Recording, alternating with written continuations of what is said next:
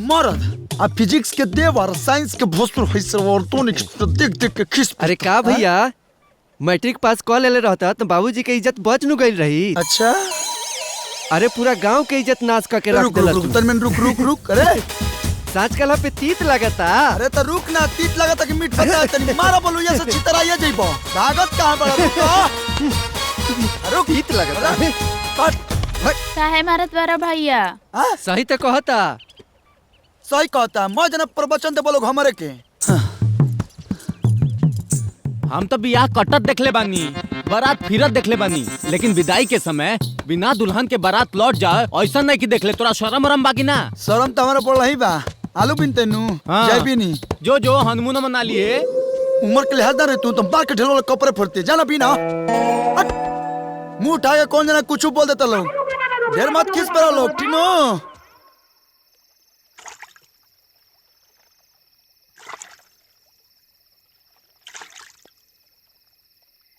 कहा जाने काहे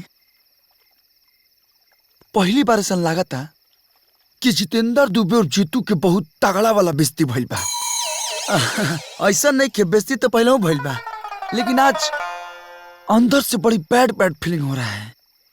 भाई समझ ले तारे नसीब में बियाह लिखल रहा, विदाई ना। अरे मैं तारे कोनो गलती नहीं खे, सब गलती ऊपर नीचवा के बा। ओकरा दिन बेरात सब देख सुन के तार बियाह करावे के चाहिए। वो दिन ओने के दिशा सुन रहे आ तू बारात लेके चल गइला, यही से सब भइला। जाए दे, आज न तो कल तो भाभी अइबे करिए।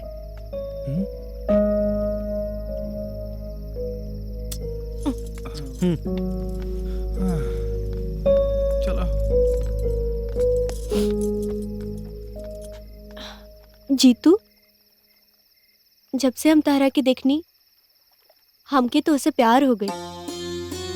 यही कारण रहे कि तारा फेल होकला के तार बियाह टूटला के हम भगवान से मन्नत मांगत रही। और ना जाने कब हम ही सोचे लगनी कि हमार बियाह तोहसे होई। ये हमार जिंदगी की सबसे बड़ी भूल रहे।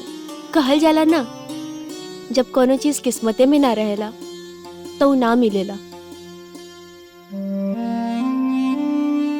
अजीतू, हम तारा खातिर प्रार्थना करम कि तू मैट्रिक में पास हो जा, तार दुल्हन आ जाए, तोहके जिंदगी में सारी खुशियां मिले। ठीक बा जीतू, अब हम जाता नहीं। जीतू, अपन ध्यान रखिए।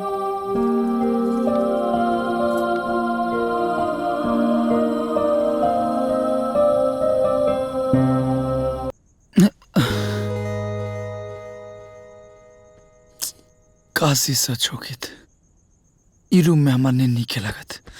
ब्याह हो भइला के बाद अकेला ही सुती। अबहिले सुतले बा कई लइका, अबहिले सुतले बा। जीतू, ए बाबू उठना रे। अरे मास्टर जी आवे वाला बाड़न, उठ के कुछ पढ़ाई लिखाई कर ला बेटा। उठ जा बेटा, उठ जा जल्दी से, उठ जा।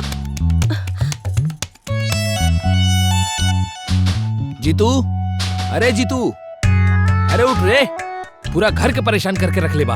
अरे उठ के तनी पढ़ाई लिखाई कर लेता। जीतुआ, अरे जीतुआ। जीतुआ, हे जीतू, अरे उठबे कि ना? उठ जा, एक बार फिर खानदान के नाम बोल देबे।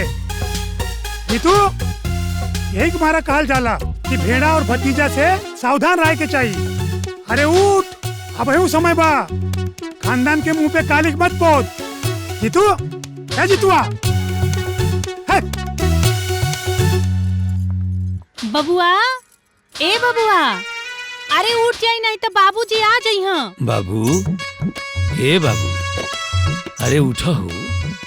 अरे पढ़े के टाइम हो गई। ए बचवा उठ रे। ए जीतू, जीतू, ए जीतू, जीतू। हाँ तो खुला। अरे ससुर कहाँ? हमने आधा को कैल बन आई। ई कहाँ? अरे ससुरा यहाँ सूतल बा। हमने आधा को कैल बनी।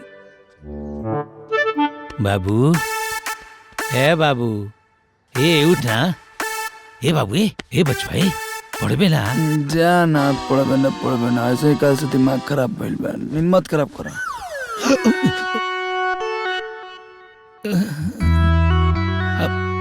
देख ना हम वादा को कैल बानी। उठ पढ़ ए जान हम जाई।